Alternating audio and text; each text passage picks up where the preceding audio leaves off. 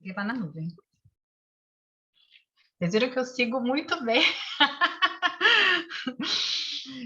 Ai, gente. Então, vamos lá. Eu vou dividir com vocês minha tela.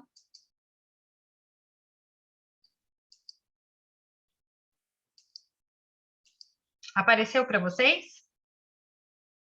E quando eu coloco no modo... Vamos ver aqui, se eu vou colocar no modo apresentação. Vamos ver.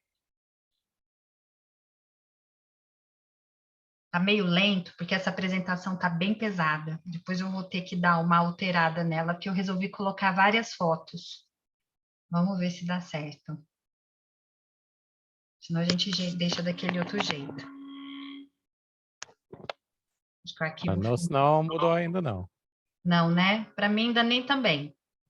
Vamos ver se... Você apertou o botão? Apertei, tá bem lerdo. Eu coloquei, acho que umas fotos meio pesadas no arquivo. Eu não sei se vai dar certo. Apareceu para vocês grandão? Não. Não? Agora parou de compartilhar. Tá.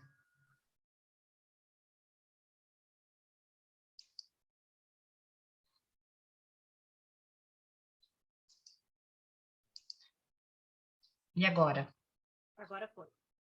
Foi? Foi pra conta. Então tá. Bem, hoje a gente vai falar dos capítulos 15 ao 24 de Êxodo. E eu vou falando aqui, se vocês tiverem dúvida, vocês vão me perguntando.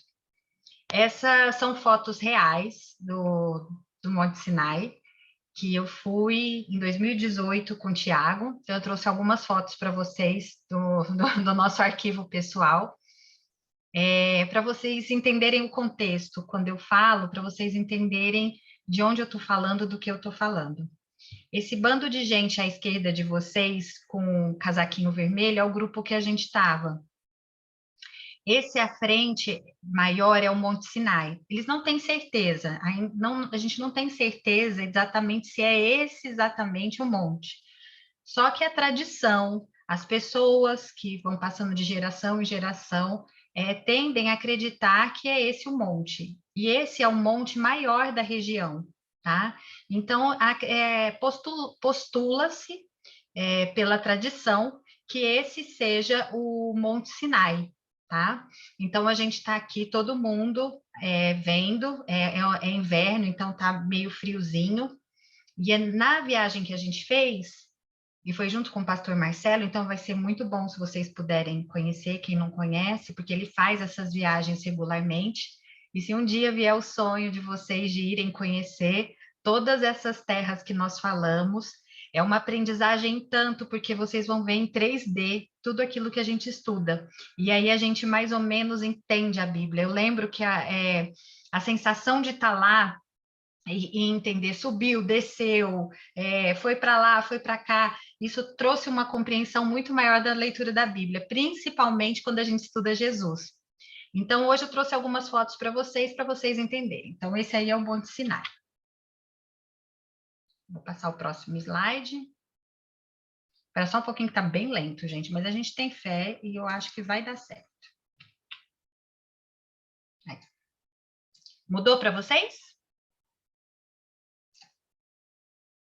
Eu vou tirar vocês da tela um pouco. Se vocês tiverem... Aqui, pronto. Gente, aqui então tem o mapa do Egito. Eu vou colocar até aqui uma coisinha para vocês verem junto comigo no mouse. O mouse está aparecendo para vocês? Tá? Então tá, aqui a gente tem o Egito, o delta, né, do rio Nilo, e aqui estão as cidades que a gente estudou na semana passada, que daqui 15 dias atrás, que possivelmente de onde saíram os hebreus, né? Tem Pitom e aqui em cima tem Ramsés, tá? Não tem uma rota certa que a gente fala, eles saíram daqui, vieram para cá, é tudo uma questão assim de uma aceitação, de uma teoria mais aceita, tá?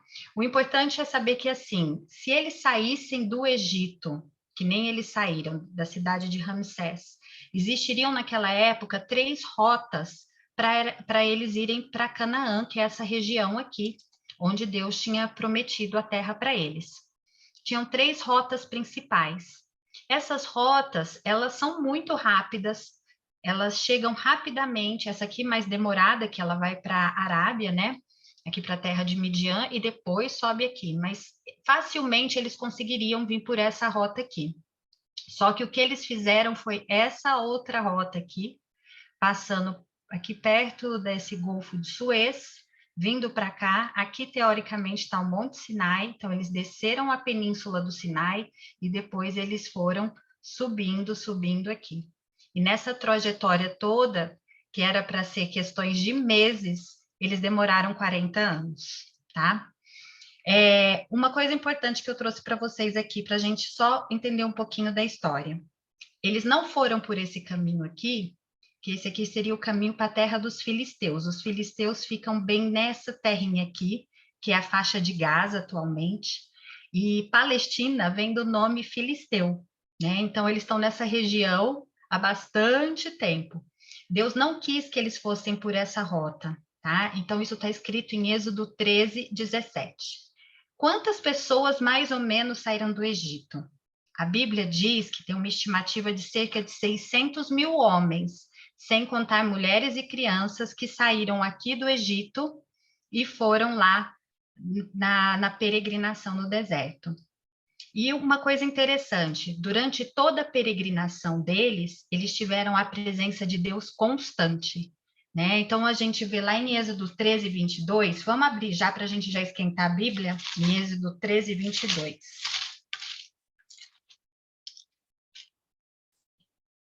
Eu vou ler para vocês.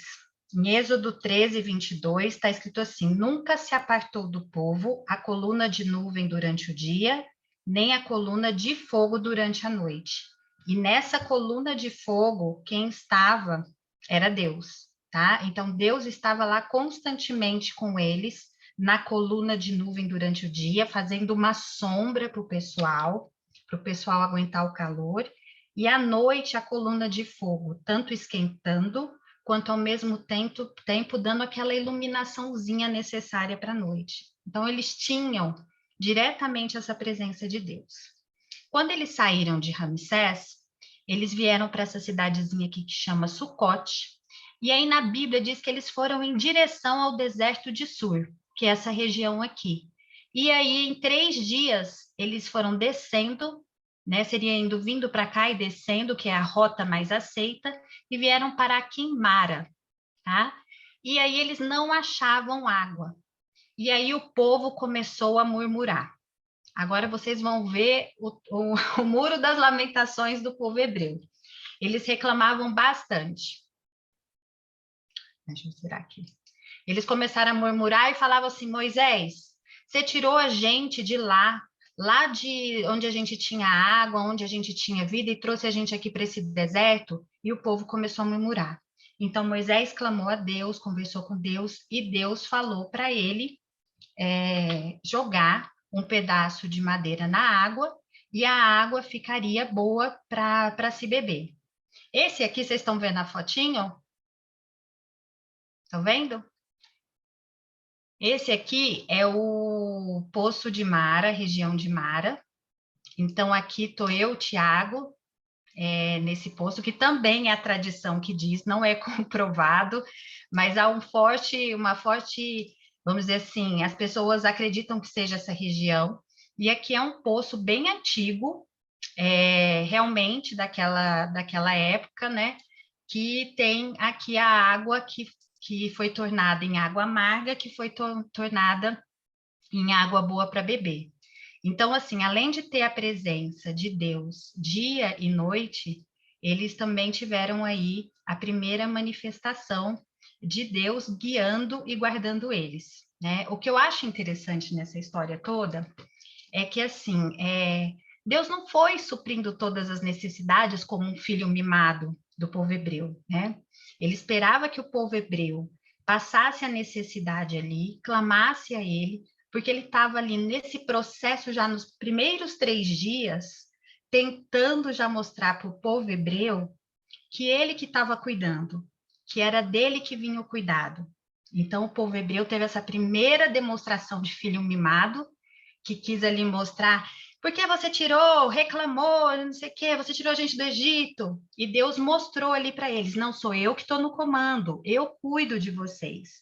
Então eles ficaram ali, né, depois de 3 dias beberam água, e vamos ver o que aconteceu aqui.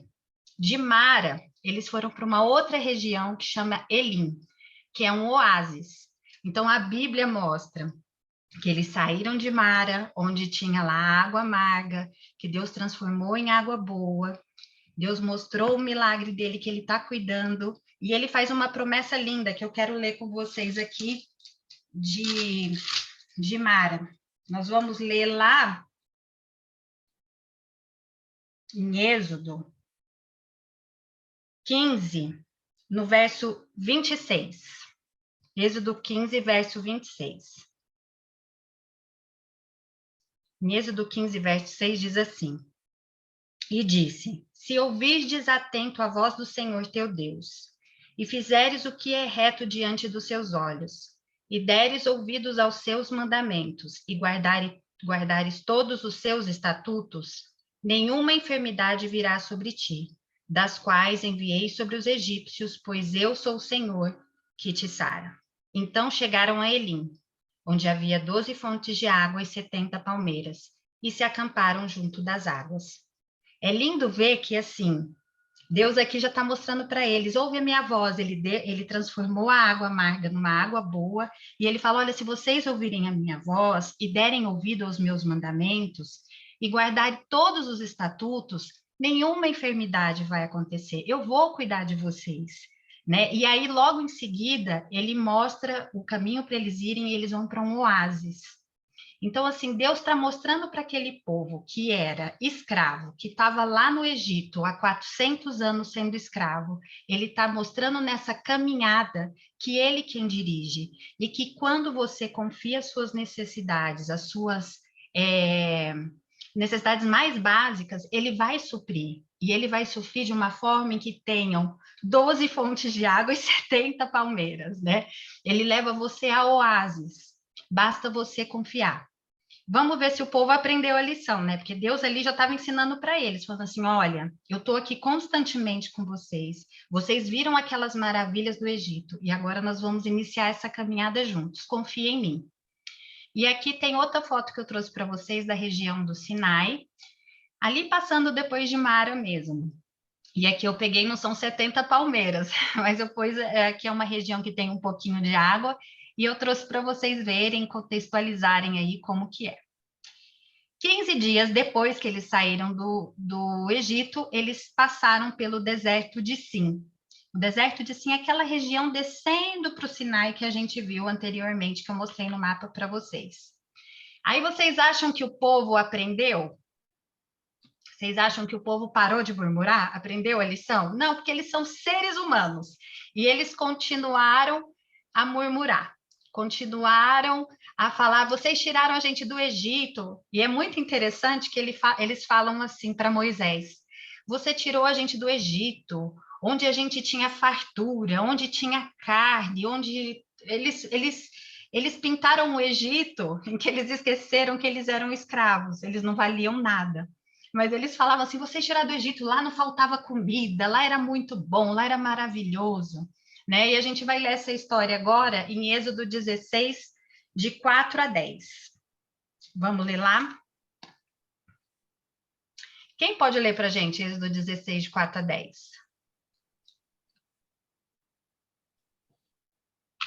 Eu leio, Karine. Então, lê.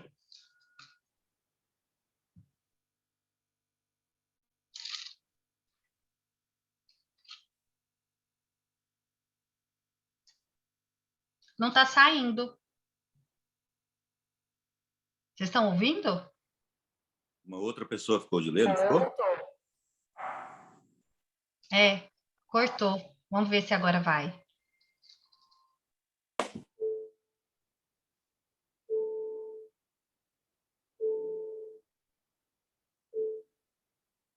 Quer que eu leia? Lê, por favor, pai.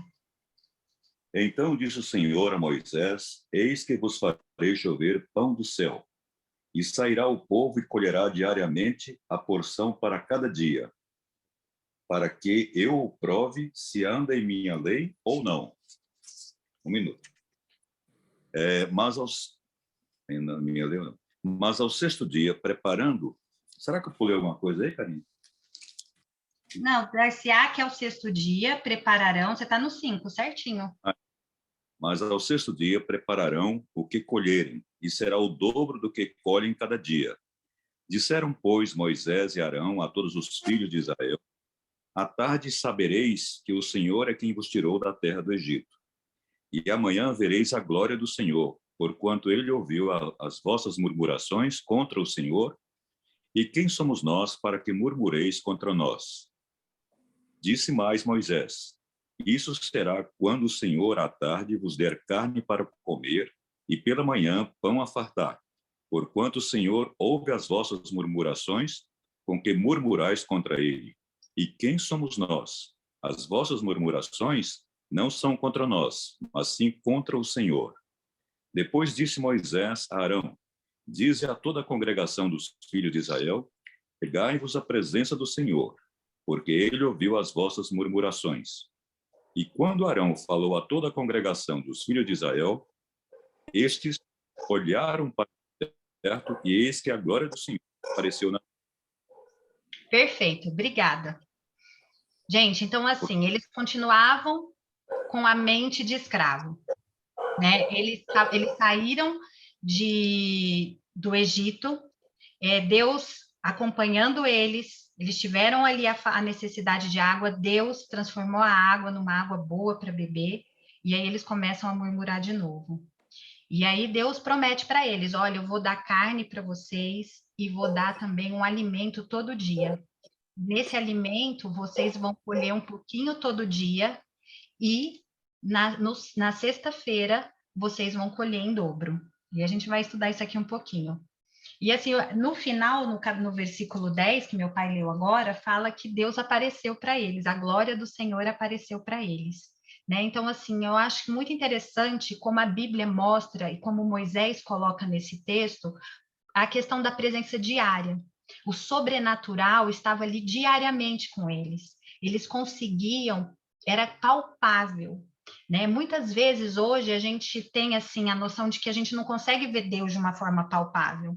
A gente ora, a gente não consegue ver o sobrenatural, apesar dele estar o tempo inteiro, mas a gente não consegue sentir esse sobrenatural da forma como é descrita aqui. Então, assim, eles tinham o que a gente fala assim, muitas vezes a gente pensa, né? Nossa, eu com certeza acreditaria em Deus se ele aparecesse para mim aqui agora, mas do jeito que é, não vou acreditar. E a gente vê na Bíblia que, na verdade, mesmo tendo a presença da glória de Deus, né, ali com eles, quase que de uma forma que eles podiam tocar, eles tinham a incredulidade, né?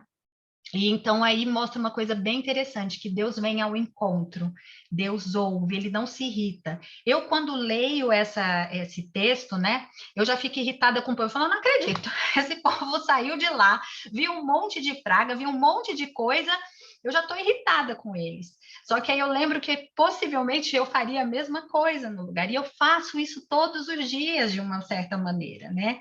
E Deus não se irrita, Deus é misericordioso e fala, olha, então tá bom, eu vou dar comida para vocês. E ele fala uma frase que é muito interessante, né? E que vai se repetir na Bíblia de muitas maneiras.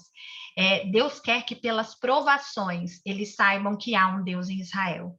Muitas vezes a gente fala assim que no momento bom a gente não lembra de Deus, e não lembra mesmo, né? A gente tende a acreditar que quando está no momento bom, a gente controla tudo, que está tudo sob controle, que a gente está ali gerenciando a nossa vida. E se a gente observar bem, é nas provações que a gente percebe que a gente não controla nada e que a gente se torna mais humilde para ouvir a voz de Deus.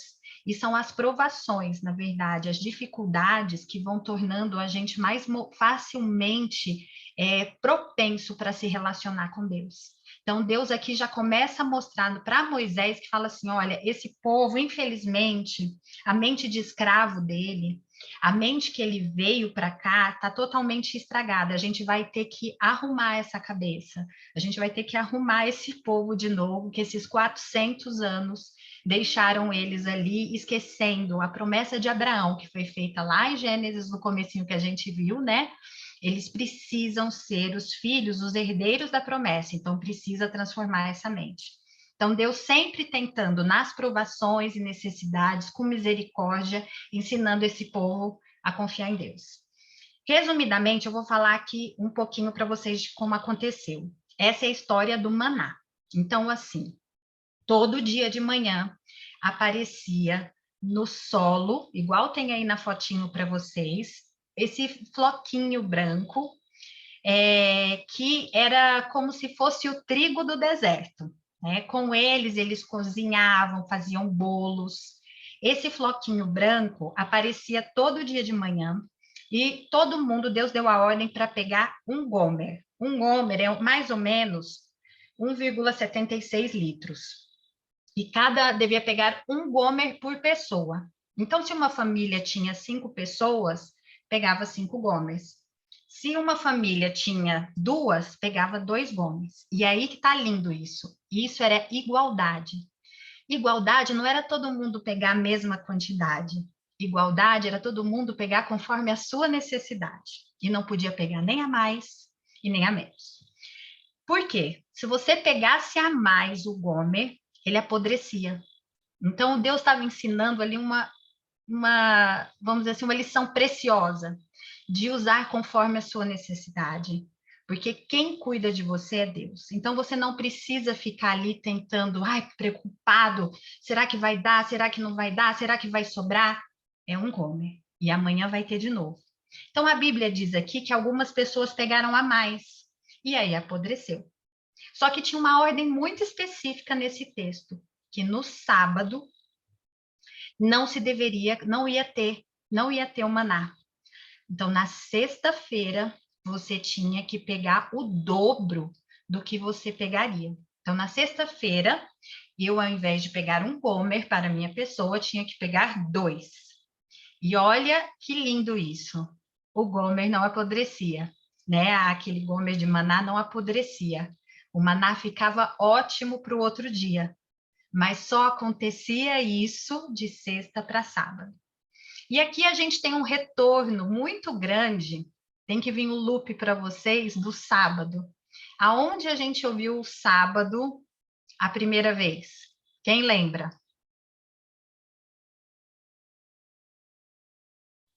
Na criação, certo? A gente não ouviu na criação? Na criação. O que aconteceu no 7º dia? O Senhor fez os céus, a terra e tudo que neles há. E descansou. E descansou. Isso, o descanso. Perfeito. Então, aqui em Êxodo 16, 25 a 30, eu vou ler para vocês rapidinho, tá? Aqui, ó. Então disse Moisés: comei-o hoje, porquanto o sábado é do Senhor. Hoje não o achareis no campo. 6 dias o colhereis, mas o 7º dia é o sábado, nele não haverá. Ao 7º dia saíram alguns do povo para colher, porém não o acharam. Então disse o Senhor a Moisés: até quando recusareis guardar os meus mandamentos e as minhas leis? Considerai que o Senhor vos deu o sábado. Por isso ele, no 6º dia, vos dá pão para 2 dias. Cada um fique onde está, ninguém saia do seu lugar no 7º dia. Assim descansou o povo no 7º dia. A questão do descanso na Bíblia é fundamental, porque ela é um sinal. Deus não é um Deus de criar templos, ele abomina esculturas, ele abomina qualquer referência. A única referência que ele dá, que é um sinal importantíssimo das características divinas e da nossa relação com ele, é o sábado. Então, a gente viu isso na criação, e a gente está tendo agora uma retomada da importância do sábado, e como Deus coloca isso evidenciado no maná, que no sábado não haveria maná e você deveria se preparar. E eles tiveram maná por 40 anos. A Bíblia diz que enquanto eles estiveram no deserto, teve maná. E eu trouxe uma coisa bem interessante para vocês, depois eu passo o link para vocês disso aqui que eu vou trazer no próximo slide. Estão vendo aí? Essa é uma reportagem de maná nos dias de hoje. Tem uma sociedade que eu faço parte, inclusive, que chama Sociedade Criacionista. né? Assim, é uma sociedade feita por pesquisadores, são pessoas que são expoentes em várias áreas da biologia, física, geologia, mas que acreditam no criacionismo.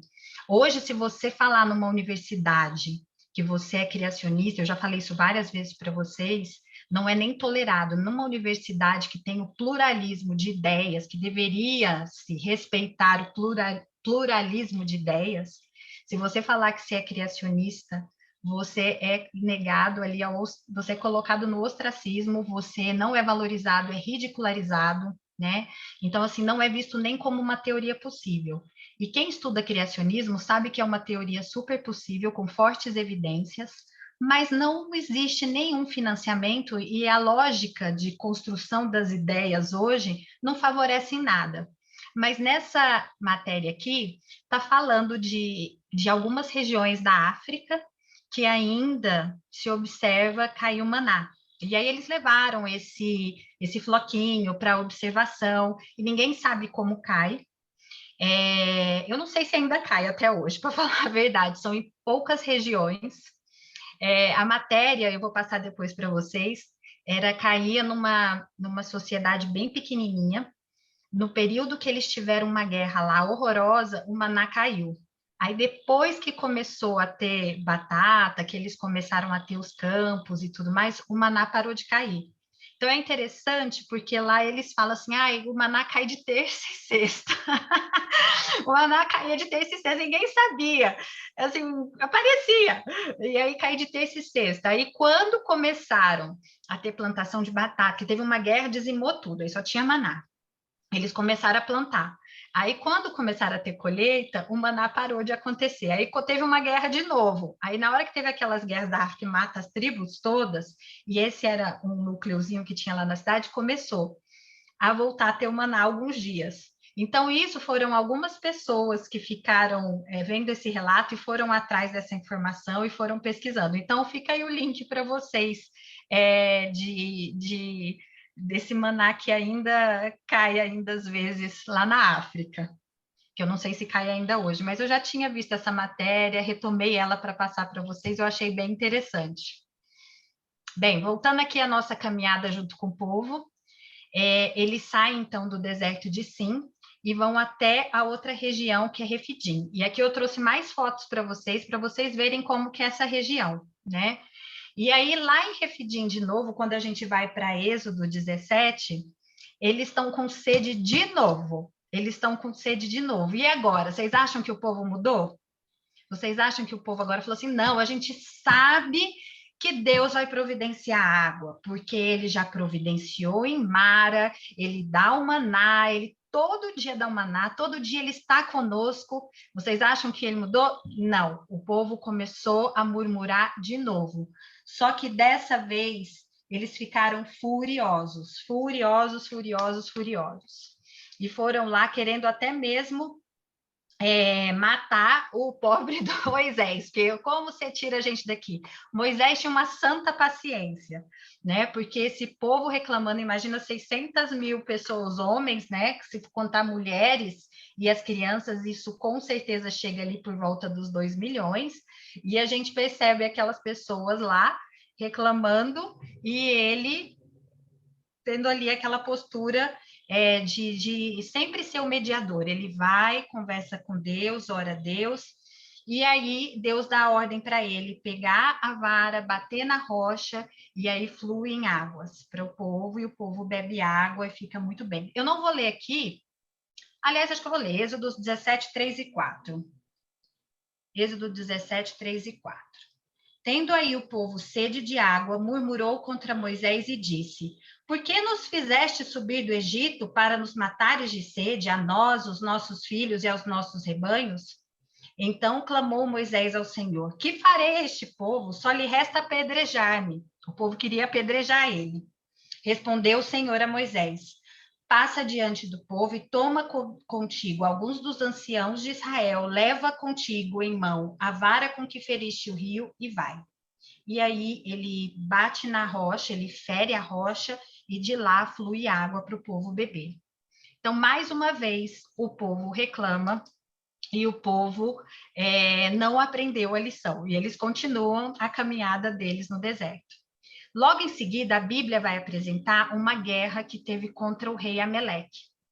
Em geral, a Bíblia aponta que os reis, quando souberam da saída do povo do Egito, ficaram com medo, ficaram com temor. Falou, que povo é esse? Que povo é esse que tem esse Deus que feriu o Egito, que era potência naquela época? Então, o povo passava no deserto, ninguém queria mexer com aquele povo, porque se tinha acontecido aquilo com o povo do Egito, eles que não iam se meter. Mas Amaleque, ele não ligou, não. Ele falou assim, esse povinho aí, não sei não, vamos lá. Contra o nosso Deus, eles não peitam. Nosso Deus é muito melhor que eles. E eles vão e pegam o povo. Só que eles pegam o povo de um jeito, vamos dizer assim, muito injusto. Né? Quando você tem uma guerra nos livros, principalmente aqui nessa época, e quando a gente vai estudar, as guerras acontecem como tratados. Né? Eu aviso que eu vou guerrear, eu sitio, eu tenho toda ali uma estrutura, eu aviso, eu mando mensageiros. O que eles fizeram, eles foram lá sorrateiramente. E sabe aquele povo que fica no fundão mais cansado? Que eles caminhavam. Então, tinham crianças, tinham idosos, tinham pessoas que estavam mais cansadas. E os que ficavam lá com a turma do fundão, eles pegaram e mataram. Então, Deus falou para Moisés e para Arão que ele ia dar vitória contra esse povo. Uma coisa interessante aqui é que essa guerra aconteceu porque o povo se distanciou de Deus. Deus sempre fala, se vocês estiverem comigo, se vocês guardarem, e essa coisa vocês vão ver constantemente na Bíblia, essa frase, se vocês guardarem os meus mandamentos, se vocês ouvirem com atenção, nada vai acontecer, eu vou proteger, eu vou dar água, eu vou dar aquilo, porque você se coloca na proteção da proximidade com Deus, você escolhe estar com a fonte da vida, você escolhe. Mas a partir do momento que, mesmo você tendo evidências do poder de Deus, você se coloca contra isso, como o povo fez aqui, em algumas frases a gente leu isso, a murmuração de vocês não é para mim, a murmuração de vocês é contra Deus. Né? Então, assim, quando o povo voluntariamente se coloca, ele acaba criando situações muito ruins, que foi o caso dessa guerra aqui. Mas mesmo assim, Deus não abandona. Deus não abandona. E aí vai ter a narração da guerra aqui. Eu não vou ler tudo para vocês, porque hoje a gente tem o objetivo de chegar lá em Êxodo 20, que é bem corridinho, mas daqui a pouco eu dou uma paradinha para fazer pergunta. E Deus não abandona, e Deus fala, vai, porque eu vou dar guerra contra a Amaleque para vocês. E nós vamos ler junto, porque é bem interessante isso, e a gente vai aprender um pouquinho sobre os loopings da Bíblia, daqui nessa passagem. Eu vou ler com vocês Êxodo 17, do 8 ao 16. Eu vou ler aqui. Então veio Amaleque e pelejou contra Israel em Refidim. Com isso ordenou Moisés a Josué: escolhe-nos homens e sai e peleja contra Amaleque amanhã. Estarei eu no cume do outeiro, e a vara de Deus estará na minha mão. Fez Josué como Moisés lhe dissera, e pelejou contra Amaleque. Moisés, porém, Arão e Ur subiram ao cume do outeiro. Quando Moisés levantava a mão, Israel prevalecia. Quando, porém, ele abaixava a mão, prevalecia Amaleque. Ora, as mãos de Moisés eram pesadas, por isso tomaram uma pedra e a puseram por debaixo dele, e nela se assentou. Arão e Ur sustentavam-lhe as mãos, um de cada lado, e o outro do outro. Assim lhe ficaram as mãos firmes até o pôr do sol. E Josué desbaratou a Amaleque e a seu povo ao fio da espada. Então disse o Senhor a Moisés: escreve isto para memória num livro, e repete-o a Josué, porque eu hei de riscar totalmente a memória de Amaleque de debaixo do céu. E Moisés edificou um altar e lhe chamou: o Senhor é minha bandeira. E disse: porquanto o Senhor jurou, haverá guerra do Senhor contra Amaleque de geração em geração. E aqui é interessante, o que eu queria ensinar para vocês? Algumas lições. Primeiro, aqui Deus está ensinando uma outra coisa importante para o povo. A questão da interação entre Deus e o homem. Não adianta, se a gente acreditar que a gente só vai viver de milagre para acreditar em Deus, a gente já percebeu aqui que milagre não é suficiente para acreditar em Deus. Aparições miraculosas, a gente fala assim, não, mas se eu visse aqui, eu acreditaria. Isso vocês vão ver várias vezes na Bíblia, que não é a existência de milagre que faz a gente crer em Deus, mas é a nossa... Os milagres, sim, são importantes, mas a nossa interação com ele, a ação do homem com Deus é fundamental, porque nós somos criados para relacionar com ele. E é nesse relacionamento com ele que a gente fortalece, que a gente vence as guerras. Não significa que vai ser fácil, que a gente vai ganhar tudo de mão beijada, porque assim como o filho mimado que ganha tudo de mão beijada, não valoriza, a gente também não tem a dimensão e não valoriza o relacionamento com Deus se ele desse isso de mão beijada, é na interação com ele, é no dia a dia.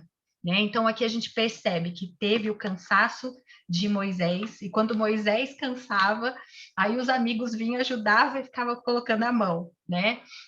Então, ali a gente tem toda essa interação. Outra coisa importante é que Deus pede para ele escrever. Em alguns outros momentos, Deus vai pedir, Moisés escreve para ensinar. Né? Então, os livros de Moisés, que é Gênesis, Êxodo, Levítico, Números e Deuteronômio, muitas das vezes quem pede para escrever é Deus, literalmente fala, escreve isso, porque isso eu quero que esteja escrito, isso eu quero que esteja guardado na mente do povo. Então, aí o que eu queria falar para vocês, que eu queria ensinar. Aqui, se vocês olharem na minha Bíblia, eu grifei até um pouquinho para vocês, não sei se vocês vão ver. Quando vai falar que Deus fala que vai riscar totalmente a memória de Amaleque, tem algumas concordâncias bíblicas aqui embaixo desse versículo. Não sei se dá para ver. Tá vendo que eu pus até um círculo vermelho? Não sei se... eu viro para cá, viu? Essas passagens são interessantes, porque se referem a outros versículos da Bíblia que falam exatamente disso aqui. Então, depois vocês podem ver, eu até mostrei aqui quais são. São os versículos de Deuteronômio 25 e de 1 Samuel 15. Sabe quando? A Sil que vai gostar disso aqui, porque ela estava estudando isso esses dias. Sabe quando que Deus vai fazer a guerra definitiva contra Amaleque? Com o rei Saul. Então, assim, vai demorar ainda um tempinho. Lá com o rei Saul, ele vai ordenar para o rei, e falou assim, hoje eu vou entregar Amaleque nas tuas mãos. Destrói o povo todo, porque eu prometi, porque eles destruíram o povo lá na saída do Hebreu, quando eles estavam enfraquecidos, quando eles estavam numa situação vulnerável, eles fizeram isso. Você lembra, Sil, dessa história do rei Saul? Com certeza, claro. E aí, sabe o que aconteceu? Deus pediu para Saul acabar, né? Tirar totalmente a memória de Amaleque. Saul não cumpriu a ordem. Saul deixou o rei dos amalequitas vivo. Então, imagina que Deus tinha prometido o povo. Isso era uma história que era contada de geração em geração, que eles sabiam quanto que esse povo tinha sido injusto com eles. Deus prometeu a justiça e o juízo dele, e ele designou Saul para fazer isso no futuro, e Saul não fez. Então, vocês imaginam, e aí isso é uma história para depois, que não deu certo. E aí, o que aconteceu em seguida aqui, a gente indo para a história, o sogro de Moisés, Jetro, chega no acampamento e traz a esposa dele, porque o coitado só sofria, o coitado estava lá, o povo murmurando, aí chega a esposa dele, Zípora, e os filhos Gerson e Eliezer. E eu acho bonito que a Bíblia mostra que Jetro chega e acolhe Moisés, né? Ele dá um abraço e pergunta como você está. A Bíblia dá esse enfoque, assim, né? Moisés, ao escrever, coloca ali a proximidade que ele tinha com o sogro. E aí Jetro, vendo como que estava a vida de Moisés, dá orientações para Moisés, né? Para que ele não fique tão sobrecarregado. E aí, mais uma coisa, uma aprendizagem importante. Deus usa todas as formas possíveis para nos ajudar. Então, mesmo quando a gente tem a presença dele física ali, às vezes a gente precisa de uma pessoa próxima a gente, uma pessoa que a gente tem um relacionamento para dar um conselho, para dar uma ajuda. E é nessas pessoas também que Deus atua, quando Deus dá orientações às pessoas. Então, muita gente eu já ouvi assim, ai, ter depressão é porque você não tem Deus no coração, não vai em médico, não vai em nada, você não precisa disso, só se apega com Deus. E Deus usa médicos, profissionais, amigos, usa uma infinidade de pessoas para ajudar, para aconselhar, e Deus vai atuando dessa forma. Então, esse capítulo, né, tá ali mostrando justamente as formas que Deus usa de várias maneiras em que ele vai proporcionando a nossa relação, profundidade, comunhão com ele, as formas que ele vai estimulando a nossa relação com ele, tanto pelo sobrenatural, quanto também pela nossa participação, a nossa interação direta ali, e até por outras pessoas, tá? Gente, alguma pergunta até aí? A gente indo para o Sinai? Tem alguma Oca, pergunta? Oi, oca, tô aqui. bom ano novo para todo mundo que eu não tinha visto ainda, perdão. Bom, primeiro eu queria falar que o Gerival tem voz de locutor. Você devia pôr ele para ler as passagens, viu? Ele vai ler os 10 mandamentos, porque é Deus que falou os 10 mandamentos. Então, se eu falar, não vai ser legal. Ele vai ter que... É verdade. Mas o que eu achei muito legal nessa parte que você falou aí dos amalequitas, eles vão aparecer durante vários momentos do Antigo Testamento, né? Mas o que é legal nessa minha Bíblia aqui que você me deu, eles falam que não há nenhum registro, uma das poucas nações que não há registro extra-bíblico. Foram destruídos. É? Foram destruídos. Literalmente, né? E depois você falou com Saul e depois com Davi também eles aparecem, né? E eu achei muito interessante isso. E só mais uma coisinha que eu queria comentar que você falou aí.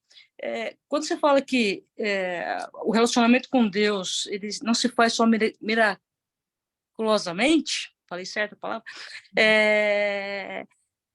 Mas chover pão, literalmente, do céu, é mimar, não é não?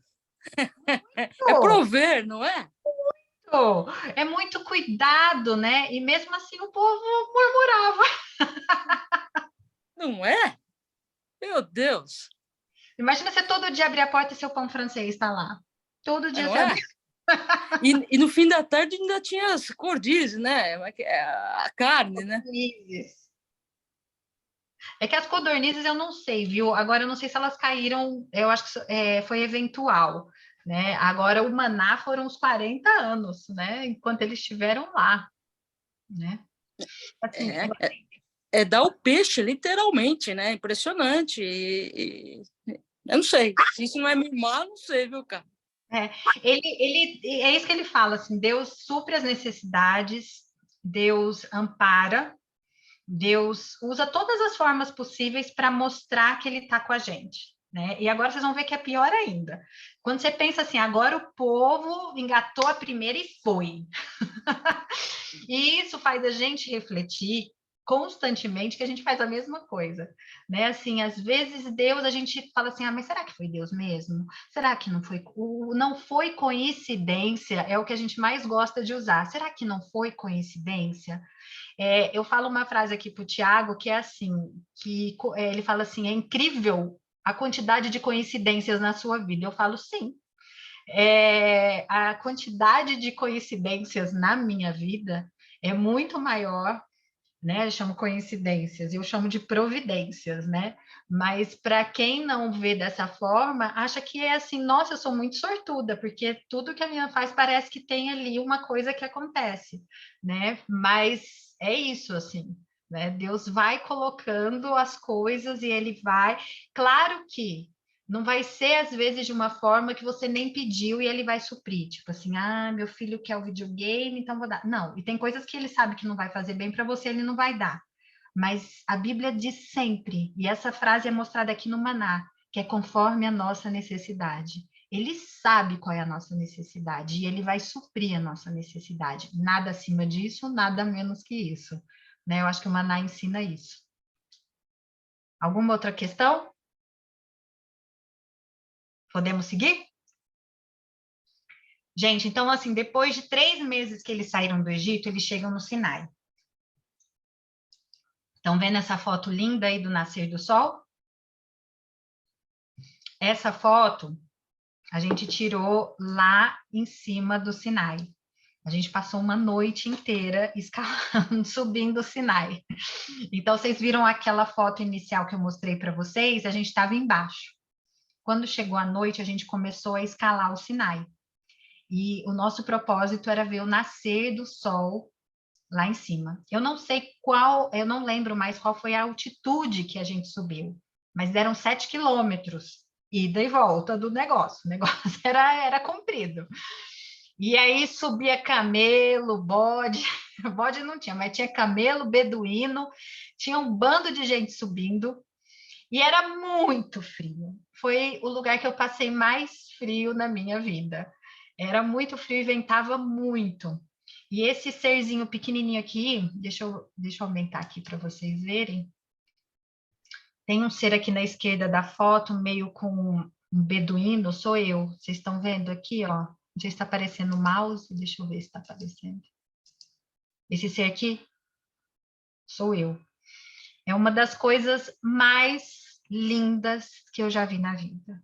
Você olhava, as pessoas estavam chorando, porque é lindo. Quando você lê a história e você sabe o que significa estar ali, e você vê o pôr do sol, o nascer do sol, eu acho que por conta das cores do deserto, as condições ali do deserto mesmo, fica um nascer do sol inesquecível acima das montanhas. E eu trouxe algumas fotinhos para vocês verem como que é o Sinai. Vamos lá para o próximo. Vai demorar um pouco para passar, porque está bem pesadinha essa foto. Eu trouxe todas as fotos do mundo para vocês. Essa sou eu, gente! Olha lá. E aqui, mas não foque em mim. O que eu queria que vocês vissem é como a gente está alto. A gente está no monte mais alto. E olha como que é. A gente pensa que o deserto lá é tudo retinho, né? Olha como que é o deserto, essa região. É cheio de montanhas, né? Esse aqui é o complexo chamado Sinai, são todos esses conjuntos de montanhas aqui, não é uma montanha só. O monte na Bíblia é chamado como Monte Horebe, mas esse complexo todo de montanhas, essa região é chamada Sinai. Então, aqui o sol já estava começando a esquentar, estava muito frio, devia estar com umas 70 blusas, por isso que eu pareço um esquimó. Eu estava com um lenço, com um gorro de lã, com luva, e ainda estava muito frio, e as pessoas todas vestidas aqui. Os beduínos pareciam que estavam no Rio de Janeiro, eles não tinham frio, eles subiam fumando cigarro, como se nada tivesse acontecendo, e eu morrendo, esbaforida, e os beduínos lá, tudo bem, sem passar frio, são adaptados. Isso aqui é um camelinho, tem muitos camelos que sobem, e eles sobem até um certo ponto, e depois eles ajudam, e aí eu trouxe para vocês verem a geografia do lugar. E agora a gente vai ler uma das histórias mais interessantes que eu acho dessa parte da Bíblia, que começa em Êxodo 19. Em Êxodo 19, quando eles chegam lá no Sinai, é interessante quando vocês leem, eu queria que vocês lessem em casa, eu não vou ler aqui. O sobe e desce de Moisés. Gente, Moisés sobe a montanha, depois Moisés desce, depois Moisés sobe, depois Moisés desce, depois Deus desce. Depois Moisés sobe. Eu quase morri para subir numa noite. Moisés subiu e desceu 20, acho que é que nem os beduínos de lá, subia, descia, né? Então aqui a gente tem um movimento de Moisés subindo e descendo, e me lembrou muito o movimento de... Sabe aquela pessoa que dá recado, tipo pombo correio, que vai dar recado para um, fala, olha, ele mandou dizer isso, isso, isso. Aí você fala, então vai lá, volta e diz para ele isso, isso. Briga de marido e mulher, né? O filho vai lá e fala, mamãe, o papai disse isso. Aí volta e fala. Então aqui a gente vê, na verdade, o papel de Moisés de mediador. E é muito interessante porque o papel de Moisés, começando aqui em Êxodo 19 e Êxodo 20, a gente vê que é muito parecido com o papel de Cristo, com o papel de Jesus, né? O mediador nosso perante Deus. Então, aqui a gente vê a ação de Moisés fisicamente, de subir e descer, recebendo mensagem de Deus e passando ao povo, o povo falando, ele levando para Deus, e até um ponto em que Deus desce para falar com o povo. Então, a gente vai acompanhar aqui. Eu vou falar com vocês, depois eu mando esses slides para vocês lerem mais adequadamente aí, para a gente não estender muito no tempo, tá bom?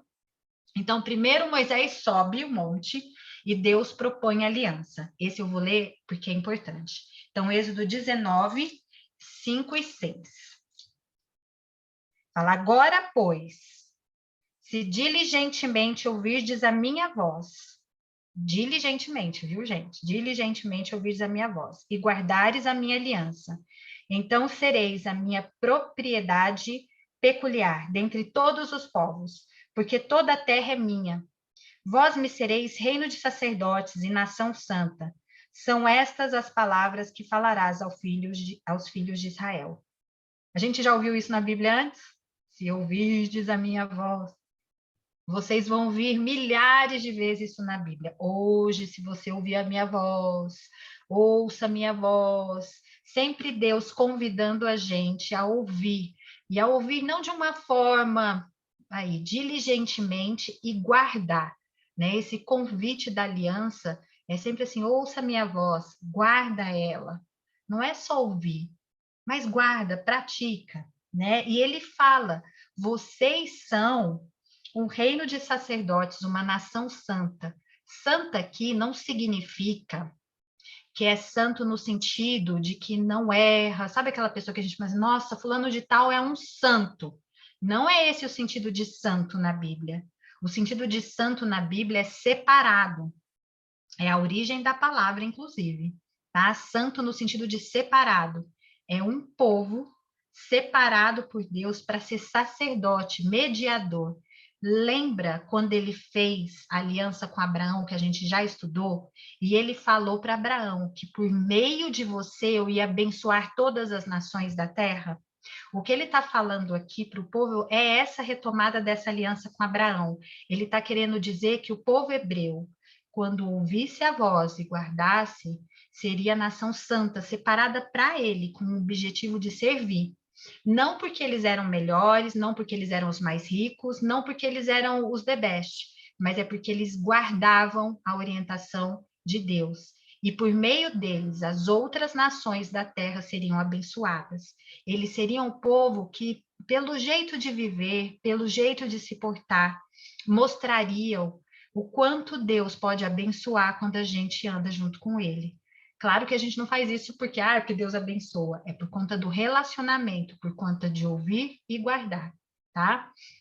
Então, Deus sobe. Aí Deus fala isso com ele, aí Moisés desce e fala com o povo. Aí o povo fala assim, tudo que o Senhor disser, nós faremos.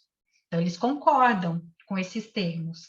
Aí Moisés sobe e avisa, e Deus avisa para ele que ele então vai aparecer numa nuvem escura para que o povo ouça e também creiam em Moisés. Então, ali, Deus avisa, Moisés, eu vou aparecer de uma forma muito sobrenatural, vou aparecer numa nuvem escura, porque esse povo está precisando de vamos dizer assim, um nível a mais de sobrenatural, vamos dar uma ajustada aqui, deixar uma calibrada, um pouquinho mais de sobrenatural, e para que eles ouçam, para que eles parem, olham, ouçam, e que também creiam em você, que quando você falar, eles ouçam você. Então, Moisés desce de novo e avisa o povo que eles precisam se purificar. E a Bíblia fala, lavar vestes, ele vai colocar um limite ao redor do Monte Horebe para não ser ultrapassado, porque qualquer pessoa que ultrapassar estava em risco de morte, e não vos chegueis a mulher. E ao terceiro dia, Deus avisa que ele ia descer. E ele desce. No terceiro dia, Deus desce. Então, ele já estava na nuvem, ele já estava ali presencialmente, e agora ele aparece de uma forma mais presencial ainda, com mais, vamos dizer assim,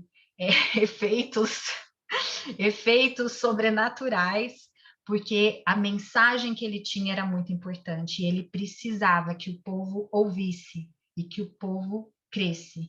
Então, houve trovões, relâmpagos, uma espessa nuvem, forte canglor de trombetas, barulho, e todo o monte fumegava e tremia. O que vocês imaginam vendo essa cena, né? Quando a gente vê isso na Bíblia. E a Bíblia vai falar vai ter outros momentos na Bíblia que a gente vai estudar depois, que vão fazer referência a essa aparição de Deus. Então, ela é uma referência importante de se ter em mente para a compreensão de outros textos, principalmente em Apocalipse, quando a gente for estudar isso nos módulos avançados aqui, se alguém quiser. Então, Deus chama Moisés e Moisés sobe. E aí Deus fala, olha, Moisés, desce de novo e adverte o povo para não passar o limite. Somente você, o seu irmão Arão e os sacerdotes podem se aproximar. Aí Moisés desce de novo e adverte o povo. E aí Deus fala com o povo diretamente. Até então, a gente tem ali a mediação do Moisés sobe, vai lá e fala para o seu pai, agora vai lá e fala para sua mãe. Então, Deus sobe, Deus desce, Deus sobe, Deus desce. E agora, Deus, depois de 3 dias, fala diretamente com o povo, da boca dele. E aí a gente tem uma das mais importantes citações da Bíblia que a gente vai falar hoje, que é Êxodo 20. Vamos passar aqui. Prepara aí, pai, que você vai ler Êxodo 20, que não tem graça eu ler.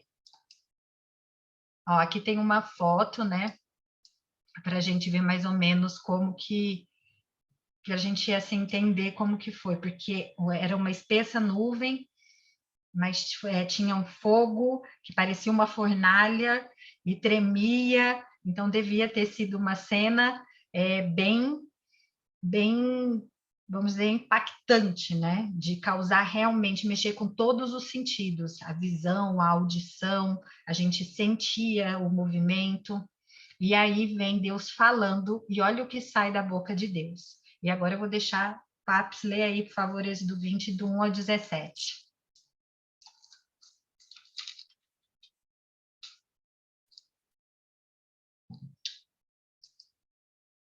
O pai, acho que está no mudo.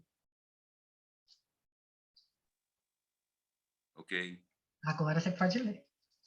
Então falou Deus todas essas palavras, dizendo: Eu sou o Senhor teu Deus, que te tirei da terra do Egito, da casa da servidão.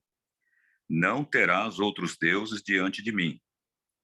Não farás para ti imagem esculpida, nem figura alguma do que há em cima no céu, nem embaixo na terra, nem nas águas debaixo da terra.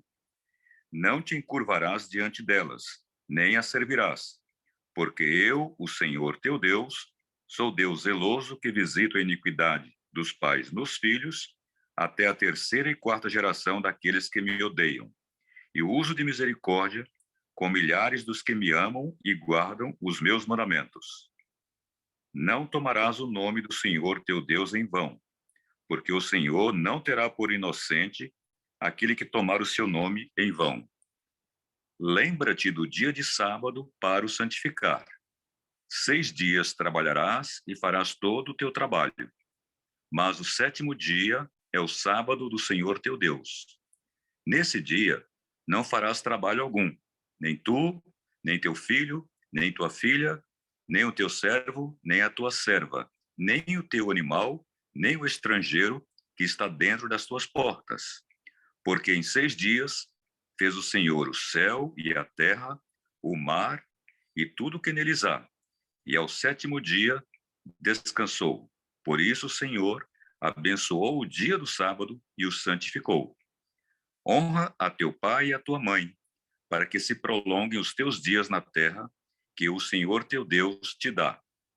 Não matarás, não adulterarás, não furtarás, não dirás falso testemunho contra o teu próximo, não cobiçarás a casa do teu próximo, Não cobiçarás a mulher do teu próximo, nem o seu servo, nem a sua serva, nem o seu boi, nem o seu jumento, nem coisa alguma do teu próximo. Até aí, né? Isso. E aí, gente? Já tinham lido os 10 mandamentos?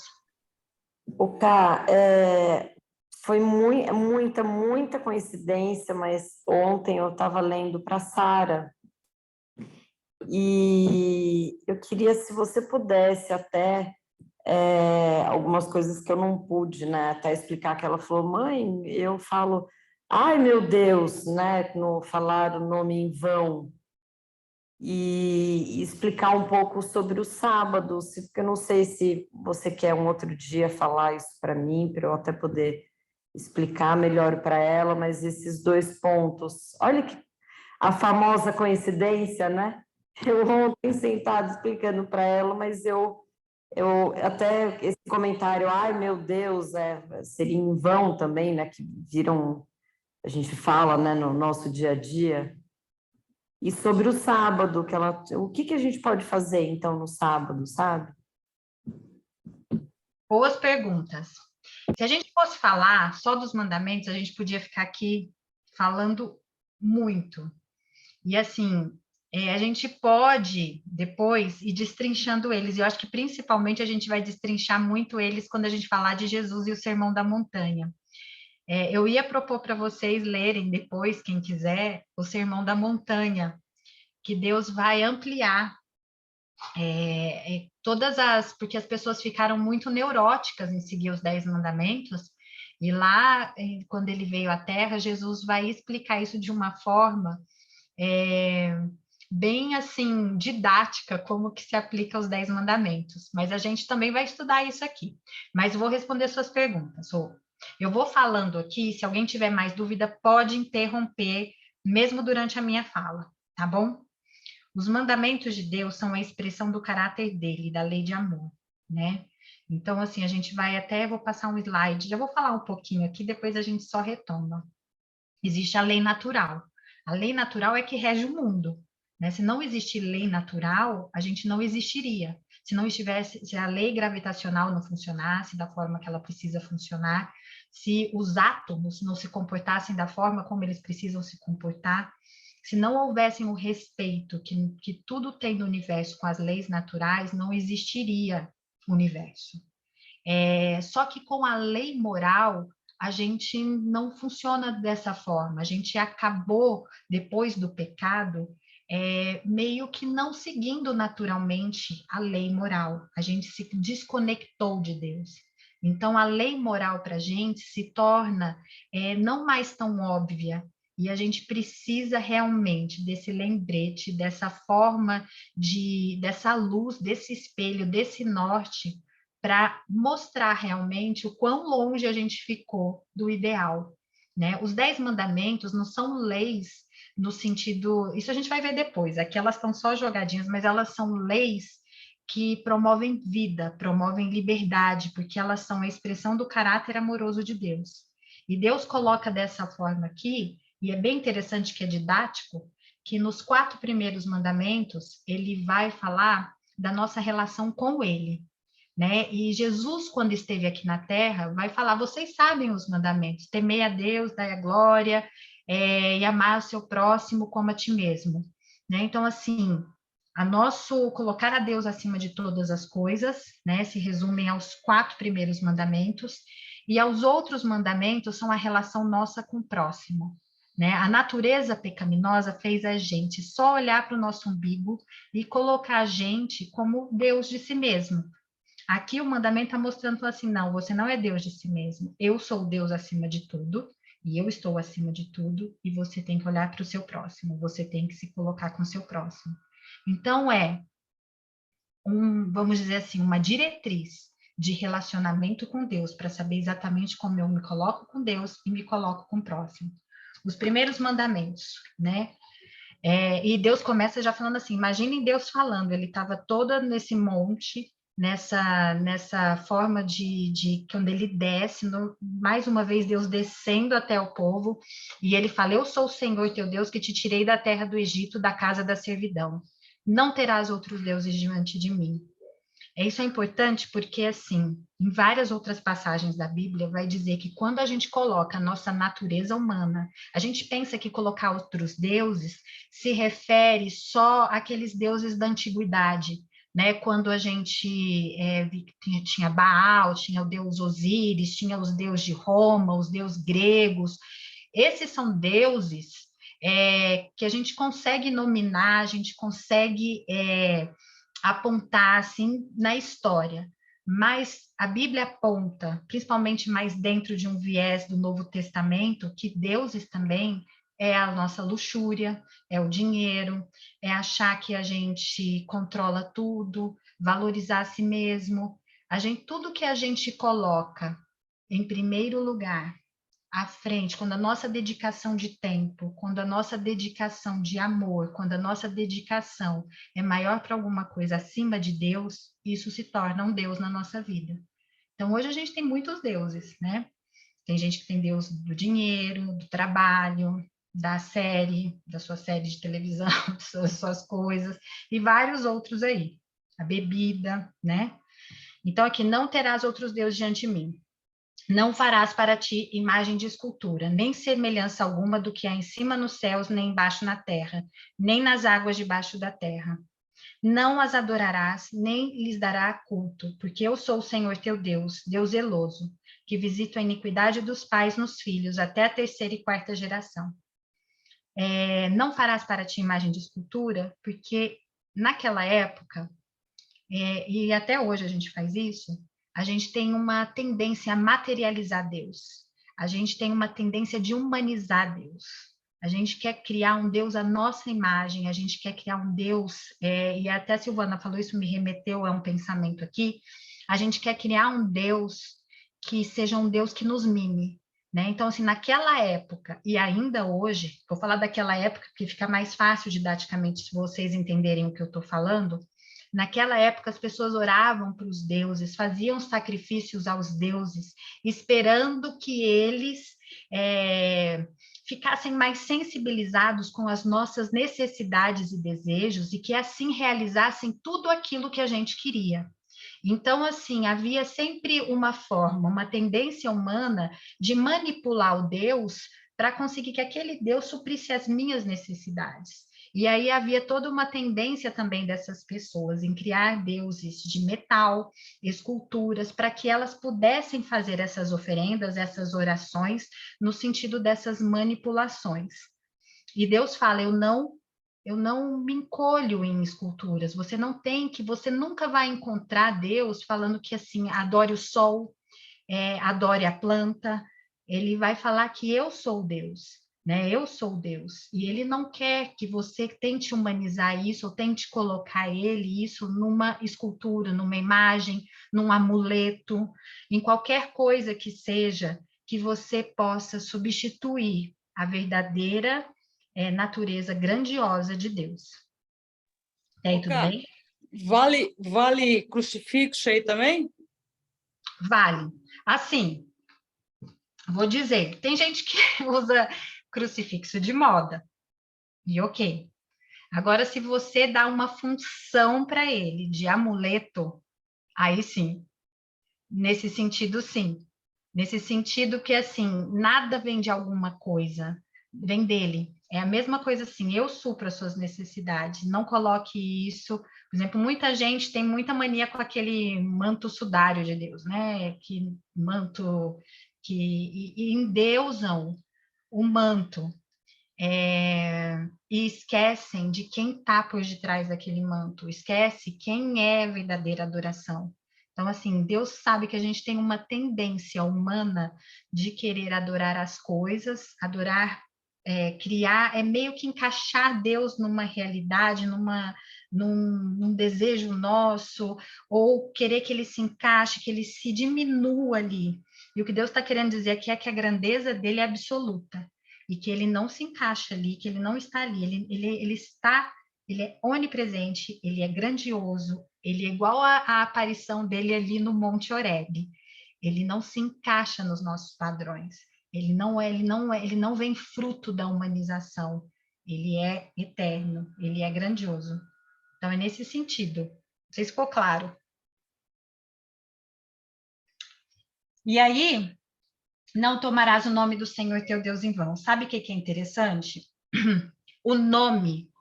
Ai, peraí, gente, a Siri está falando aqui comigo. A Siri perguntou que o nome na Bíblia, e vocês já viram isso, a gente já aprendeu aqui no curso, o nome sempre tem um significado. E o nome é a expressão do caráter, de uma característica, ela é muito mais, não é só simplesmente um ai meu Deus. Quando está falando não tomar o nome de Deus em vão, está falando não tome o meu caráter em vão, sabe? Não me coloque aonde eu não estou. E assim, tirando partidos políticos aqui, eu vi isso muito, por exemplo, nessa questão política que a gente viu recentemente, de se colocar Deus num lugar que ele nunca estaria. Tipo, ai, por Deus, pela família, isso é um não tomar o nome de Deus em vão. O que a gente viu das pessoas misturando violência e colocando isso associado com o nome de Deus, isso é tomar o nome de Deus em vão. Então, às vezes, a gente fala ai meu Deus, claro que a gente tem que prestar atenção nisso também, porque... Mas eu tenho muita mania de falar isso. Mas, assim, a gente tem que prestar atenção nisso, porque não é também o nome de Deus, porque ele nem chama isso, né? A gente colocou o nome de Deus. Só que na Bíblia... É um tetragrama que é o nome dele, é impronunciável. E quando a gente pergunta o nome dele, a resposta na Bíblia é eu sou o que sou, ele é o eterno, ele é o grandioso. Ele não tem ele nem nome. O nome seria até uma forma de endeusar ele, de criar ali esculturas, amuletos, né? Então, assim, nome em si, porque a gente fala Deus, porque é na nossa língua, é a forma que a gente se apropriou, mas Deus não tem nome, Deus ele é o que é. Né? Então, assim, a gente tem essa mania de dar nome, de criar estatinha, muletinho, não sei o quê. Ele fala, eu sou isso. E quando falar de não tome meu Deus em vão, não é simplesmente, ai meu Deus, é não tomar o caráter dele em vão, não falar que é ele que está fazendo uma coisa que ele jamais faria. Né? Então, assim, não fale que você é de Deus, não age em meu nome, falando coisas sendo que você não é. Então, atenção, é melhor que você não fale. É melhor que você não fale. Né? Então, a gente viu isso muito recentemente na política, que é o exemplo que eu posso dar mais básico para vocês, de gente falando em nome de Deus e parecia até aquelas coisas da época medieval, que era em nome de Deus e matava todo mundo, sabe? Então, isso é tomar o nome de Deus em vão. Ficou claro, Rô? Super, Queria super, comentar um obrigada. pouco. Que você Pode já comentar, comentou, mas Rê. eu entendo de duas formas esse mandamento. O tomar o nome de Deus, quando você diz eu sou cristão, Cristo é um nome de Deus, então você está tomando o nome de Deus. Então, tomar em vão seria você está falando que você é cristão, mas você não está de verdade cristão, você não é de Cristo. No Novo Testamento, em Timoteu, diz que nos últimos... Timóteo diz que nos últimos dias vai ter pessoas que vai ter uma forma religiosa, mas vão negar o poder dela. Então, vai falar que está cristão, vai ter uma forma, vai na igreja, vai ter culto, mas não vai deixar Deus transformar a sua vida. Então, isso para mim é tomar o nome de Deus em vão. E acontece hoje, aconteceu lá no passado. Essa era o povo de Deus, mas eles sempre tiveram problema de não ser o povo de Deus. Então, essa é o principal para mim. Mas também, geralmente se entende como respeitar o nome de Deus e não falar o nome de Deus em vão. E acho que vale também. Eu geralmente não falo, ai meu Deus, mas eu penso, mas eu acho que tá bom, porque para mim, eu estou falando com Deus. Então, se eu penso isso, é porque eu estou falando para ele é meu amigo. Então, mas se você é uma pessoa que é só uma expressão e não está ligado nessa relação, pode ser errado também. Sim, e é relacionado também, porque na verdade é sentir a questão de saber com quem você está falando, de saber quem você se representa, o caráter de quem você está falando, né? A questão de muitas vezes Deus mostra assim a nossa tendência humana de fazer Deus de si mesmo é constante. E Deus está sempre mostrando para a gente que, assim, eu sou o soberano, eu sou o eterno, eu estou acima de você, eu sou o criador, você é a criatura. Mostrar quem é quem nessa relação. E aí o sábado se encaixa perfeitamente nisso, de quem é quem aqui em tudo, né? E aí a própria resposta está aqui em Êxodo 20:11, porque em 6 dias fez o Senhor os céus e a terra. O sábado na Bíblia sempre está relacionado a Deus como Criador. Remete a Ele como Criador de todas as coisas, o mantenedor da vida. É Ele quem dá a vida, tudo vem dele. A gente leu até aqui, acho que em algum versículo, que ele fala que toda a terra é minha, né? Tudo é meu, eu sou o Criador. Então mostra pra gente quem somos nós, quem é Ele, e que a nossa vida vem dele. Então, o sábado é esse sinal, é um dia para a gente lembrar, para a gente retomar a lembrança. Ele fez um marco no tempo, ele fez como se fosse uma escultura que a gente lembra alguma coisa, como ele não trabalha com esculturas, ele colocou no tempo, porque ele é grandioso. Ele quer que nesse tempo a gente retome ele como criador. E aí fala que isso sempre vai ser um sinal de que também ele foi o nosso libertador. Aqui em Êxodo 20, vai falar também da questão de ser um libertador, que ele que é o que liberta, é ele que mantém a vida, é ele que criou tudo e é ele que liberta, é ele que está gerenciando tudo. E o sábado é nesse sentido. Alguém queria fazer uma pergunta só para eu continuar? Cá, me veio um insight agora. Lembra quando a gente está estudando o Apocalipse, o número 7 significa o quê mesmo? 7 significa totalidade, perfeição. Então, em 7 dias é é o ciclo, né? E é interessante o que você está falando, porque assim, as semanas, assim, a Bíblia não fala, o 7º dia é o sábado, e isso sempre existiu na Terra, né? Assim, a gente tem às vezes mudanças no calendário, algumas mudanças em algumas outras questões de calendário, mas as semanas serem 7 dias sempre foi assim. E a Bíblia sempre vai remeter ao 7º dia como sábado. Então, fala, o 7º dia é o sábado, né? Porque algumas pessoas, algumas, vamos dizer assim, igrejas, interpretam o 7º dia com uma contagem diferente. Só que a Bíblia não pontua que o 7º dia pode ser outro dia. O 7º dia sempre é o sábado na Bíblia. Cá, é exatamente isso que eu ia te perguntar. Eu acho que eu já te perguntei isso uma vez, mas eu já esqueci. Na Bíblia Católica, por exemplo, vai estar mencionando o sábado também como 7º dia ou não? Então, algumas Bíblias católicas não têm sábado. Algumas Bíblias católicas está escrito domingos e dias de festa. Eu ia até procurar isso aqui, porque eu não sei de cabeça, mas foi num concílio papal que isso foi mudado, tá? Eu não sei quando exatamente foi mudado, mas foi uma decisão da Igreja Católica, tá? Então, assim... Aí, que é o domingo, não menciona sábado e eles interpretam de outra forma. É escrito como domingo mesmo. Então, algumas sim, e algumas não. Algumas têm o sábado. Porque, assim, o original é sábado. A Bíblia sempre foi sábado. Toda a amarração da Bíblia, ela é sempre centralizada no sábado. Né? Jesus, quando esteve na Terra, ele fala que ele é o sábado na sinagoga.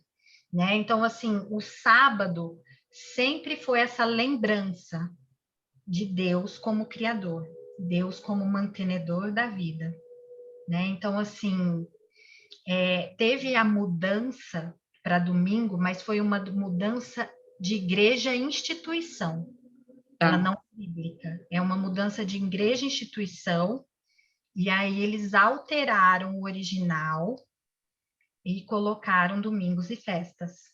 Mas não Entendi. tem essa alteração. E se você ler outros versículos da própria Bíblia que tem essa alteração, você vai ver o sábado, falando do sábado.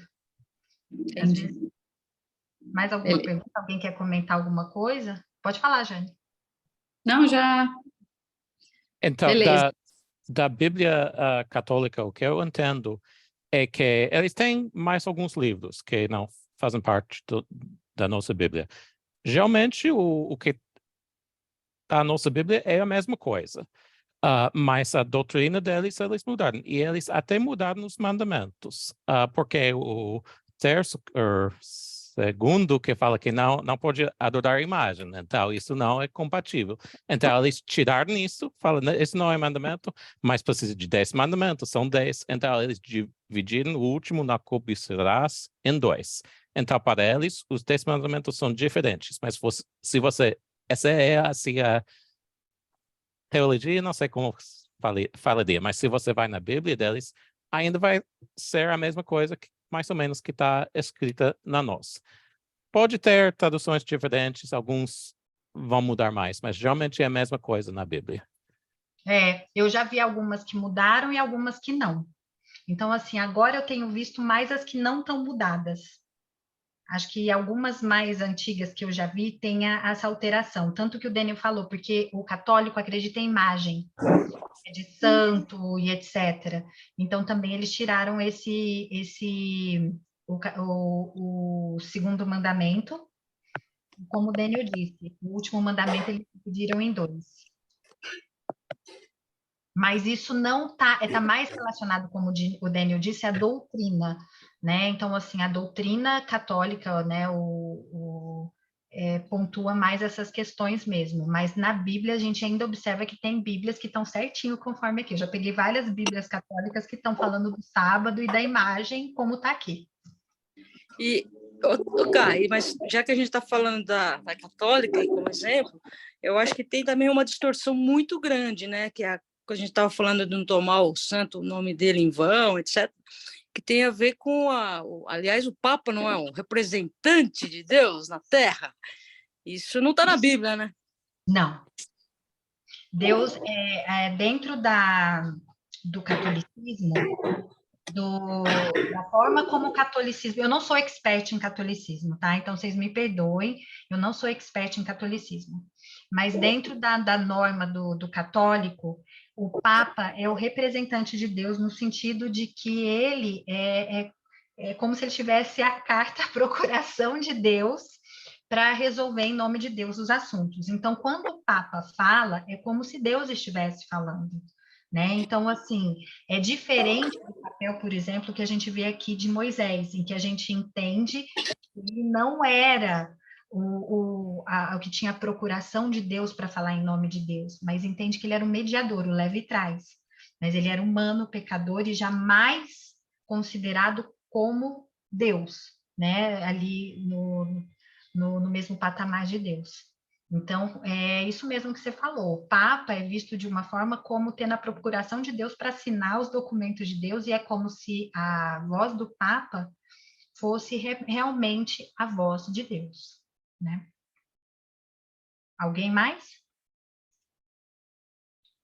Então, vou continuar aqui. Do sábado, Rô, quando você perguntou para mim, então, o que a gente não faz no sábado, né? Assim, tem que descansar, tem que ficar lá de perna para o ar, recebendo massagem, como que é que funciona o sábado? Isso a gente pode até conversar depois, assim. Mas o sábado é um dia de descanso. E descanso na Bíblia não é um descanso simplesmente físico. É um descanso total de entrega. Significa que eu confio naquele Deus, eu entrego minha vida nele, então eu descanso. O sábado é um dia em que você não precisa, é um dia para você lembrar, porque a gente precisa disso quanto ser humano, senão a gente cai na rodinha de hamster, de andar atrás do próprio rabo constantemente. É Deus lembrando, para, respira. Quem coordena a sua vida sou eu. O maná, a sua comida, você pensa que vem de você, mas sou eu que te dou, porque a terra é minha, eu que criei. Sabe aquela preocupação que fica na sua cabeça a semana inteira? Tira. Sábado está proibido, eu que te proíbo. Para de pensar nisso e descansa no meu amor, porque sou eu que cuido de você. É um dia em que a gente calibra de novo, entra no eixo e se prepara para enfrentar a semana. É um dia em que a gente se prepara mentalmente, a gente descansa, para de focar na escravidão dos nossos próprios desejos, na escravidão que a gente tem, das nossas ansiedades, das nossas preocupações. A gente pode pausar.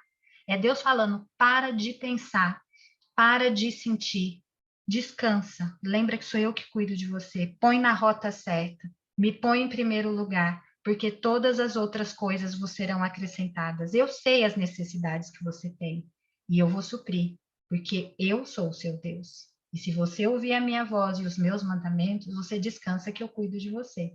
Você não precisa murmurar, você não precisa se questionar, porque eu que criei tudo aqui, eu sei como funciona e eu vou cuidar de você porque eu te amo. É mais ou menos isso o sábado, não é lindo? Lindo! Gratidão a isso? O sábado é um dia, chega sexta-feira à noite aqui em casa, eu falo, porque na Bíblia o sábado, assim, a gente costuma guardar do pôr do sol de sexta-feira ao pôr do sol de sábado. Vai chegando sexta-feira, vai me dando uma paz, porque eu não preciso me preocupar. Então, assim, aquela conta está atrasada, aquela não sei o quê, não preciso me preocupar, porque essas 24 horas eu tenho para me recalibrar e me descansar com ele. É eu descansando com ele.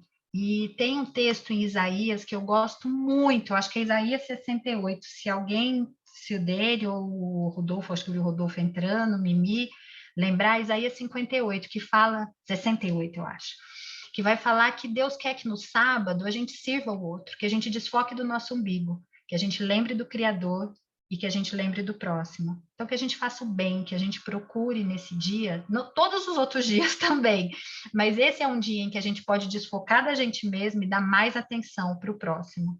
Tá? Depois eu passo esse versículo que eu vou tentar achar aqui, se alguém achar, coloca no chat, mas eu acho que é Isaías 68, agora eu não lembro. 58, 13, se eu não me engano. Ai, eu quase acertei. É isso aí. Então, vamos continuar aqui no Boa Noite, Rodolfo. Estamos aqui. Boa noite, desculpa, eu tive uns contratempos aí, fiquei sem bateria no celular, ainda bem que deu tudo certo aí, Karine. Fiquei com medo de você estar sozinha aí, mas que bom que você conseguiu tudo certinho. Ai, ainda bem que o Daniel também ajudou um pouquinho. O Daniel que ótimo, obrigado, Daniel. Ó, então vamos para o próximo. Honra teu pai e tua mãe. Agora a gente saiu do módulo Deus, agora a gente vai entrar no módulo próximo. E quando a gente entra no módulo próximo, o primeiro mandamento que tem é para honrar o pai e a mãe. Eu acho isso lindo. Para que se prolonguem os teus dias na terra, que o Senhor teu Deus te dá. Este é o único mandamento que vem com uma promessa. Ele diz assim: honra teu pai e tua mãe. Mesmo que você não concorde com ele, mesmo que ele... Gente, já são 9h10, eu ainda estou nos 10 mandamentos. Eu vou terminar aqui, e aí depois eu deixo para a próxima, para continuar o finalzinho, porque não dava para passar batido assim, tá? Eu vi agora que são 9h10, eu vou tentar dar uma corridinha e paro por aqui. Então, esse é o único mandamento que fala da importância da gente honrar o pai e a mãe com a promessa de que vai ter os dias prolongados na terra. Né? A promessa de que a gente vai ter vida, a promessa que a gente vai ter manutenção da vida. Então, a importância que Deus dá para pai e mãe. Você pode não concordar, você pode ter suas divergências, mas a questão do respeito, da autoridade, de saber quem eles são, e que eles são os antecessores, os que vieram antes de você, os que trouxeram o legado, os que representam a ação de Deus na sua vida, a questão do respeito e de saber quem eles são, isso gera vida. Aí depois vem os mandamentos que a gente conhece: não matarás, não adulterarás, não furtarás, não dirás falso testemunho contra o teu próximo e não cobiçarás. Eu acho que está fácil, a gente está vivendo num mundo que está cumprindo tudo. A gente está vivendo num mundo que está guardando tudo. E Jesus vai ampliar muito a significação desses mandamentos lá no Sermão do Monte, né? No Sermão do Monte, ele vai dizer que às vezes o próprio ato da gente pensar e desejar a morte de alguém, a gente já matou, porque a gente já matou ele no coração, né? Então, assim, a gente estava brincando um dia no carro, claro que brincando, né? Aí eu estava explicando isso para o Tomás e para a Filipa. Aí eles falaram, ih, mãe, já te matei umas 3 vezes. Já te matei umas 3 vezes. A Filipa, mãe, eu acho que eu te matei algumas. Eu falei, eu acho que eu também matei você. Porque às vezes a gente, no próprio ato, às vezes, de falar assim, eu mato aquela pessoa, tenho vontade de matar aquela pessoa, mostra a nossa natureza humana, né? Que Deus e Jesus vai ampliar isso dos nossos pensamentos, do nosso coração impuro, de como é a sua forma. E eu não vou falar isso aqui agora, porque não é pertinente, mas não tem como a gente cumprir essa lei por nossa própria vontade. Não tem como a gente cumprir essa lei, porque a nossa natureza pecaminosa é constantemente ir contra ela. A gente só consegue cumprir essa lei quando a gente está conectado a Cristo. Quando a gente ouve e a gente aceita caminhar com Ele e guardar isso, Ele coloca na gente, Ele coloca a justiça dele, e é a justiça dele que cobre a gente. E quanto mais coberto com a justiça dele, mais próximo dele, ele vai conseguindo, como a gente está conectado a ele na videira, a vida vai fluindo dele e passando para a gente. E de pouquinho em pouquinho, a gente vai aperfeiçoando isso. Mas a gente não é salvo, isso é uma coisa muito importante, a gente não é salvo, vale mais para Deus por ser santo ou conseguir uma santificação própria. Isso é impossível, né? E assim, isso eu não vou discutir agora, porque isso é gigantesco, mas para finalizar aqui, a gente continua. Eu peço depois licença para o Rodolfo, para o Fábio, para continuar o restinho, porque é muita coisa. Eu vou só mostrar meu último slide. Olha o tanto de coisa que eu ainda tenho que falar. Falar isso aqui, só para a gente completar. Com a natureza, quando a gente lá no Éden, né? E quando eu falo a gente, eu estou falando em humanidade. Né? Lá no Éden, nós pecamos, nós ficamos nus. Moralmente, a gente teve essa desconexão com Deus, a gente perdeu a conexão que a gente foi programado com nossa fonte de vida e a gente perdeu o referencial, porque o referencial começou a se tornar os nossos desejos, as nossas vontades, o nosso umbigo. Aí aqui a gente viu, narrando hoje, né, que o povo hebreu também vinha de uma situação de escravidão, ele tinha perdido sua identidade, a identidade que Deus propôs lá no começo do Jardim do Éden, veio caminhando, passou por Abraão, quando ele disse para Abraão que faria uma grande nação, e que por meio dessa grande nação ele poderia abençoar todos os habitantes da terra. E aí Deus começa, que a gente viu hoje nessa narrativa, no deserto, caminhando, e Deus sempre faz isso, é sempre no caminho, é no nosso dia a dia. Ele vai moldando, ele vai construindo o nosso relacionamento com ele vai ensinando. E aqui tem várias, se vocês puderem ler depois, vai falar assim de Deus colocando essas provações, esses caminhos um pouquinho mais complicados, para o povo aprender a depender dele, a confiar nele. Porque só quando a gente confia, a gente ouve, guarda e descansa. E era isso que Deus estava começando a ensinar esse povo. E nesse momento especial em que Deus fala, Deus desce, né? Quando a gente vê que Moisés sobe, Moisés desce, Moisés sobe, Moisés desce. E por fim Deus fala, Deus desce novamente, se aproxima do homem para falar. E a lei é o que possibilita a vida, porque evita o caos e a morte. Ela é uma baliza, ela é uma luz na escuridão. Ela mostra para a gente o que está certo. Falar em lei hoje é até difícil, né? Em que a gente não tem mais noção do que é o certo, o que é errado, a lei é flexível. E aqui a gente tem, na verdade, uma luz na escuridão, é um espelho que mostra exatamente como eu estou. Porque às vezes a gente se acha tão santo, acha que está fazendo tão certinho, que está doando para não sei quem, fazendo caridade para não sei quem. A gente tenta seguir ali pela nossa própria santidade, ser o mais puro, perfeito. O que a lei mostra é que não existe, não tem possibilidade. Mostra sempre a sua relação pecaminosa e a relação de grandiosidade de Deus. Mas ao mesmo tempo vai mostrar que é só Deus, quando você se conecta a Ele, que é possível você cumprir essa lei. Ela é uma norma, ela mostra o que é bom, ela dá uma direção, ela é uma cerca. Eu adoro a imagem da cerca. Ela protege. Quando você está dentro dos limites da lei, você consegue estar protegido do mal. E ela te liberta, porque ela liberta você da escravidão, dos seus pecados, da sua natureza humana, da sua desconexão. E queria terminar com esse versículo falado por Jesus, que fala: se me amardes, guardareis os meus mandamentos. Que é justamente um relacionamento de amor. Você primeiro tem que ter um relacionamento de amor, de proximidade, para você guardar no seu coração esses mandamentos. E os mandamentos sempre são guardados. Se hoje ouvir a minha voz, guardareis os meus mandamentos. Não é praticar os mandamentos, é guardar com você, incorporar com você, para que você, caminhando junto com Cristo, nos desertos que a gente tem nessa vida, nos desertos que Deus vai usando para transformar a gente, caminhando junto com Ele, guardando esses mandamentos, é a bondade dele, é a justiça dele que vai transformando a nossa vida e o nosso relacionamento com Ele vai nos transformando cada vez mais à imagem e semelhança dele. Acho que é isso, faltou um pouquinho. Se alguém quiser falar alguma coisa, fazer alguma pergunta. Temos perguntas no chat?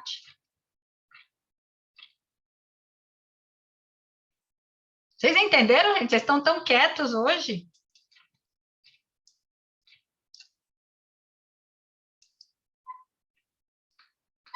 Estão quietos mesmo. Eu já falei muito hoje.